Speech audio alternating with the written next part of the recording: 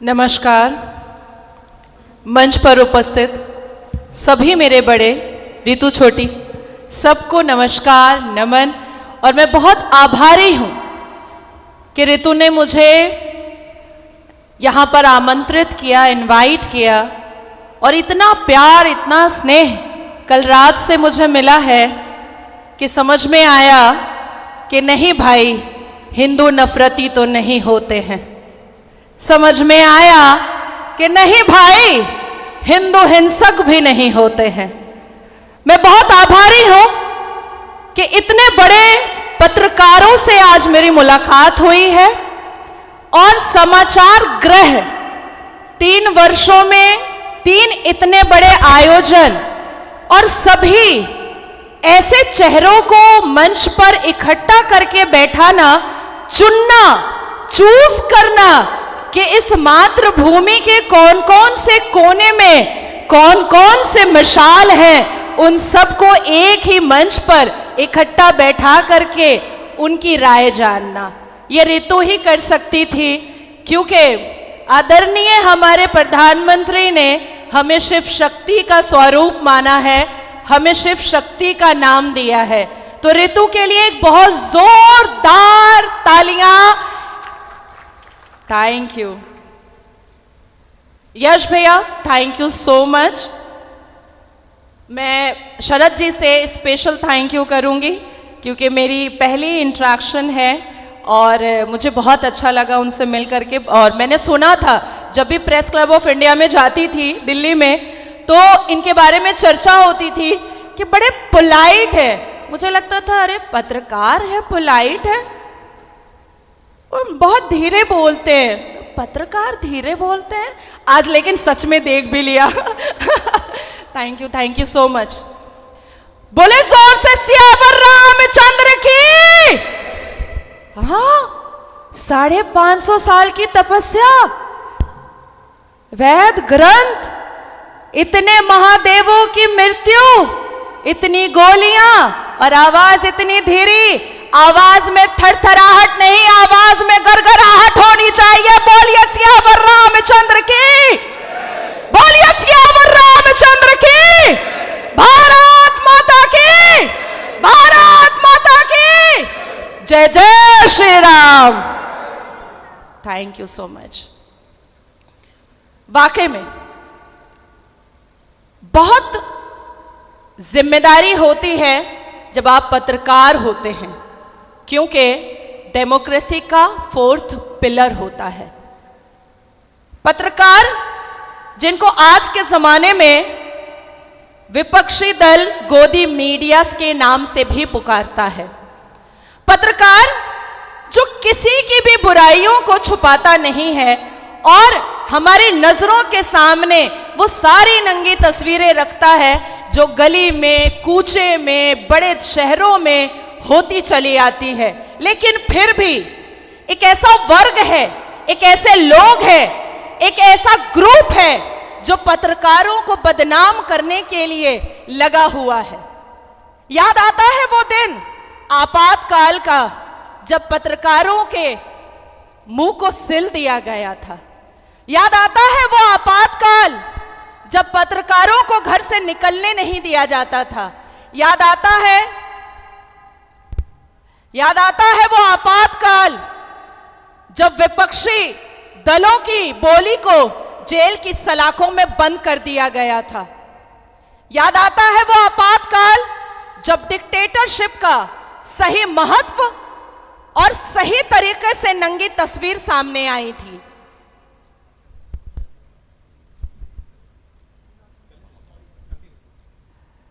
आज पत्रकार हमारी गलतियां भी दिखाते हैं, बिल्कुल दिखाते हैं। हम कहीं पर गलत होते हैं, हमसे भी सवाल होता है और हम कहीं पर सही होते हैं तो हमें कहा भी जाता है कि हम सही हैं। लेकिन एक ऐसा वर्ग है हमारे देश में, जिस समुदाय से मैं आती हूं, उनका मानना है कि उनके बारे में कोई बात ना की जाए। उससे पहले मैं आपको एक किस्सा सुनाती हूँ और फिर रूबरू करवाती हूँ एक खास समुदाय का, जिसको शांति प्रिय मुसलमान समुदाय कहा जाता है। एक बार एक गली में बहुत सारे कुत्ते बैठे थे। एक कुत्ता बड़ा साफ सुथरा आया और कहा, और गली के कुत्ते पूछने लगे कि अरे तुम बड़े साफ सुथरे हो, हमारी गली और पाड़ा मोहल्ला के तो नहीं लग रहे हो। कहा नहीं, कल रात में ही दुबई से आया हूं। कहा अरे दुबई में खाना पीना नहीं मिल रहा था क्या, नौकरी नहीं मिल रही थी क्या, जो भारत चले आए वहीं रहते, वो तो इस्लामिक देश है। कहा भैया सब कुछ मिल रहा था, बस जोरदार भौंकने की आजादी सिर्फ भारत में ही मिलती है, ये पाड़े मोहल्ले में बैठकर, बाकी मुसलमान देशों में नहीं मिलती है, कोड़े बरसाए जाते हैं। कल रात यश भाई के साथ बैठ करके एक चर्चा चल रही थी। वाकई में हमारे संविधान में, क्योंकि पेशे से वकील हूं और आज कलरफुल पहना है तो थोड़ी बेचैनी भी हो रही है, काले और सादे में घूमने की आदत है।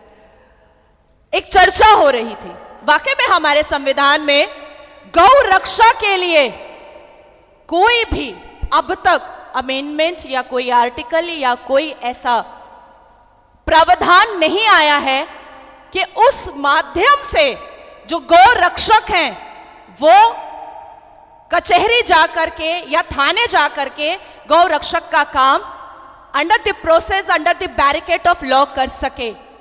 और इस भारत की भूमि पर कई गौ रक्षक को बहुत गंदे अल्फाज से भी इस्तेमाल बोला जाता है, पुकारा जाता है कि हिंदू गाय के मूत्र पीते हैं। मैंने देखा है कई लोग गुस्से में आ जाते हैं, कई लोग जवाब नहीं दे पाते हैं, पर सही अल बुखारी के वर्सेस को अगर जाकर के देखिएगा तो प्रॉफिट मोहम्मद सल्लल्लाहु अलैहि वसल्लम ने खुद कहा है कि मुसलमान गाय का मूत्र पिए। आई एम सॉरी, मैं रॉ वर्ड इस्तेमाल कर रही हूं, मेरे बारे में सबको पता है। और मुसलमान गाय का दूध पिए। तो भैया अगर आपने गौमूत्र को अपने भगवान के स्वरूप समझा है और आदर दिया है, तो हम भी तो गौमूत्र पिए और हम भी तो ऊंट का मूत्र पीने वाले हैं, तो हम में और आप में फर्क कहां है? जब नारा उठता है गुस्ताख रसूल की सजा सर्तन से जुदा, तो भगवान राम को अगर मलाइंग करने वाले कोई दाढ़ी और टोपी वाले होते हैं तो नारा उठना भी चाहिए कि भगवान राम की एक ही सजा सरधड़ से जुदा। क्यों? जिस राष्ट्र में, जिस भूमि पर मुसलमान यहां के जल से वजू करके अपना नमाज पढ़ते हैं, जिस भूमि की मिट्टी पर हम तयम्मुम करते हैं, जिस जमीन पर, जिस धरती पर हम नमाज पढ़ते हैं, आज उसका विरोध कर रहे हैं। कैसे? कैसे? आज मुसलमान हर कोटे में अपने आप को रखना चाहता है, पर देश की सेना बनने के लिए बड़ा पीछे रहता है। आज मुसलमान हर फायदे में देश में अपने कोटे को रखना चाहता है और अपना हिस्सा ठोक बजाकर लेना चाहता है, पर जब छाती पर बॉर्डर पे गोली खाने की बात आती है तो कहता है नहीं, हम तो नहीं जाएंगे, सेना तो नहीं बनेंगे, हमें तो मौलवी बना दो, हमें तो मुल्ला बना दो, हमें तो कारी बना दो, हमें तो मुअज्जिन बना दो, हम तो फितरा और ज़कात के नाम पर भीख मांगने को तैयार हैं, पर इस देश की रक्षा करने के लिए बॉर्डर पर जाने को तैयार नहीं है। कैसे? कैसे? तो फिर कैसे आप हुए इस देश के नागरिक? हम आपको कैसे मान लें? बहुत सुना मंदिर में लड़कियों को छेड़ा जाता है। आज मैं आते ही सुबह में सबसे पहले मंदिर गई, किसी ने नहीं छेड़ा, किसी ने नहीं छेड़ा, लेकिन उत्तर प्रदेश के रिजवान साहब ने 10 साल की बच्ची का मस्जिद के अंदर बलात्कार तो जरूर किया। एक नया अयोध्या का राजा आया है, उसके दोस्त ने भी 12 साल की पिछड़े वर्ग की किशोरी का बलात्कार तो जरूर किया। और इस डबल स्टैंडर्ड को देखिए कि जब आसिफा का बलात्कार होता है तो कैंडल मार्च निकलता है, पर पिछड़े वर्ग की हिंदू की बेटी और एक हिंदू बच्ची किशोरी का बलात्कार होता है तो ना ही बॉलीवुड वाले सामने आते हैं, ना ही राहुल गांधी जी सामने आते हैं, ना ही प्रियंका वाड्रा जो लड़की हूं, लड़ सकती हूं, कुछ भी कर सकती हूं, जो कहती हैं वो सामने आती हैं, बल्कि उस छोटी सी बच्ची के चरित्र को उछालने की कोशिश की जाती है। ये डबल स्टैंडर्ड कब तक सहेगा ये देश? और यही सारी चीजें जब हमारे पत्रकार दिखाते हैं तो उन पर लांछन लगाया जाता है कि ये तो गोदी मीडिया है, अरे देखो ये तो सच्चाई दिखा दिया, अरे देखो ये तो हमारा पोल खोल रहा है। मैं पूछना चाहती हूं विपक्षी दलों से कि आज तकलीफ हो रही है क्योंकि तुम सामना नहीं कर पा रहे हो। कैसा गोदी मीडिया है? जब हम बैठते हैं चैनलों पर पैनलिस्ट होकर के तो 3-3 मिनट लगातार कांग्रेस के और समाजवादी के प्रवक्ता बोलते हैं और हमें 30 सेकंड में उनको जवाब देना पड़ता है, और वो 30 सेकंड भी हमारा भारी पड़ जाता है और उनका मुंह चुप हो जाता है, क्योंकि हम सच के आधार पर बात करते हैं, हम सत्य और तथ्य के आधार पर बात करते हैं। तो खामोशी छा जाती है और फिर से लांछन लग जाता है पत्रकारों पर कि अरे ये तो गोदी मीडिया है। क्या परिभाषा है गोदी मीडिया की? कि गोडसे के नाम को उजागर करो, लेकिन जिस मुगलिया सल्तनत ने गुरु गोविंद जी की हत्या की थी उसको उजागर ना करो। क्या बताता है? क्या बताना चाहते हैं विपक्षी दल? कौन सा संदेश देना चाहते हैं? बाबर के कब्रिस्तान में फूल चढ़ाने वाले गांधी परिवार के भगवान राम काल्पनिक है, कैसे मान लें? वेद और ग्रंथ और श्रीमद् भगवत गीता जिन मुसलमानों ने पढ़ा है वो भी ये मानने को तैयार हैं कि 5 पुश्त अगर हम पीछे चले जाएं तो हम भी इसी सनातन धर्म से आते हैं। कैसे हम भूल जाएं? आज भी ब्रिटिश का शरिया चलाने को जोरदार कोशिश चल रही है। ब्रिटिश का 1931 का वक्फ बोर्ड चलाने को जोरदार कोशिश चल रही है। ब्रिटिश के हर एक कल्चर को निभाने को जोरदार कोशिश चल रही है। ये मुसलमान कभी ब्रिटिश ऑरा से बाहर निकलेंगे कि नहीं निकलेंगे?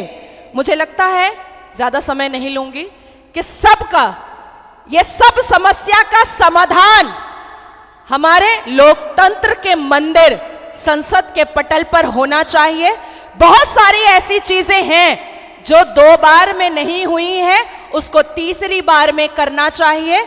जिन लोगों ने मुझे सुना है, मैंने हमेशा सत्य के आधार पर बात किया है। जिन लोगों ने मुझे सुना है, मैंने हमेशा तथ्य के आधार पर बात किया है। जाकर उस पिता से पूछो जिसकी बेटी का तलाक होता है, जाकर उस मुसलमान पिता से पूछो जिसकी बेटी का हलाला होता है, जाकर उस मुसलमान पिता से पूछो जिसकी बेटी का निकाह मुत्ता होता है, जाकर उस मुसलमान पिता से पूछो जिसकी बेटी का निकाह मसियार होता है। यहां पर बहुत ऐसे लोग हैं जिनको निकाह मसियार पता भी नहीं होगा।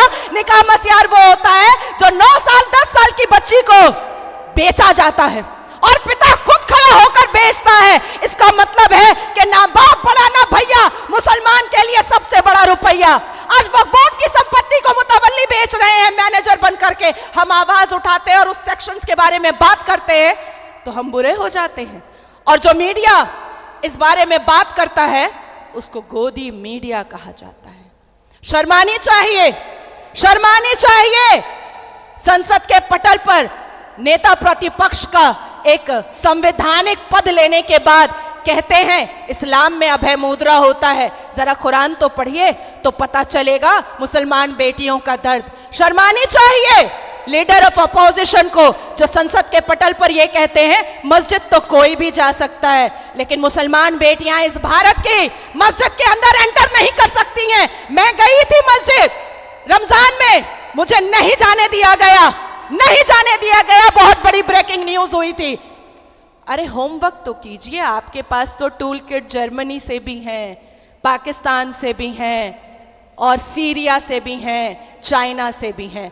बराए मेहरबानी ना कहें कि ये गोदी मीडिया है। हमारी गलतियों को भी दिखाते हैं और आपके पूर्वजों की गलतियों को भी दिखाना इनका कर्तव्य है। मैं मुबारकबाद देना चाहूंगी ऋतु को एक बार फिर से कि जिस हिसाब से तुम बिल्कुल अपनी बातों को प्रकाश में लेकर आती हो और जिस हिसाब से तुम अपने आर्टिकल्स को प्रिंट करती हो, किसी भी तरीके का कोई भी डर भय किसी पत्रकार के दिल में नहीं होना चाहिए। बिल्कुल फ्रीडम होनी चाहिए, क्योंकि संविधान आपको इस बात की इजाजत देता है। लड़ो रितु, मैं तुम्हारे साथ हूं, केसेस से मत डरना, फ्री में वकालत करूंगी तुम्हारी। Thank you so much. एक बार फिर से कहे, भारत माता की, भारत माता की, भारत माता की, हर हर महादेव।